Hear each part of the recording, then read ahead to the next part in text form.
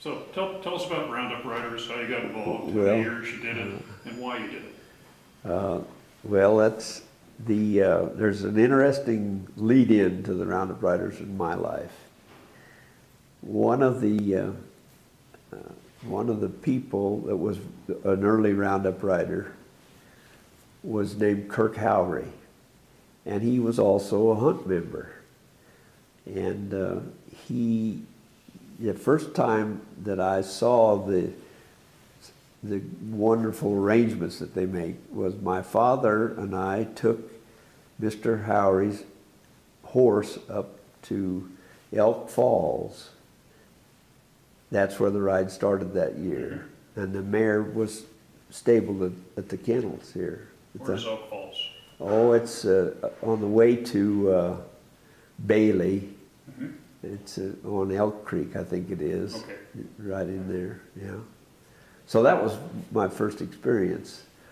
And there's a side box to that I'll tell you about a little bit later. But then when I got out of school, and I knew some of the Roundup Riders through Mr. Howry. And Mr. Phipps, I think, was invited. In fact, I think Mr. Phipps went on the early Roundup ride. I'm not sure of that, but I think he did. Anyway, then a really good friend of mine and one of my veterinary mentors was General Wayne O. Kester.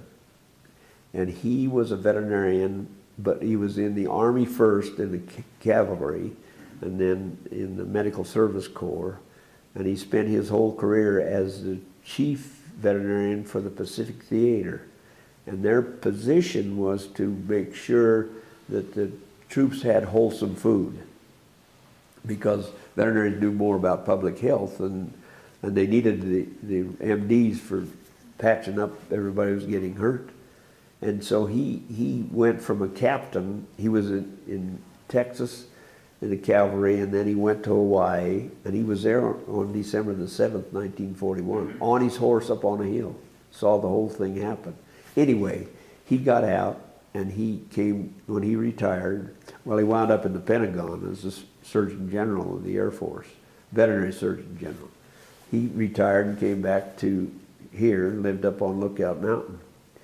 And I'd gotten to know him professionally, and then they needed a veterinarian to go on the ride. The veterinarians that had been going couldn't go, and he asked me if I'd go. Well, the racetrack, Centennial Racetrack, was running and right at that time, and we did a lot of work at the racetrack. And I said, "Oh, I don't have time to do that." But he was clever. He said, "Okay." And well, 2 weeks later, he called me. He said, "We still can't find a veterinarian." He said, "Sure, you can't go." I visited with my partner, Dr. Harry Johnson, and a lot of the guys were our clients by then.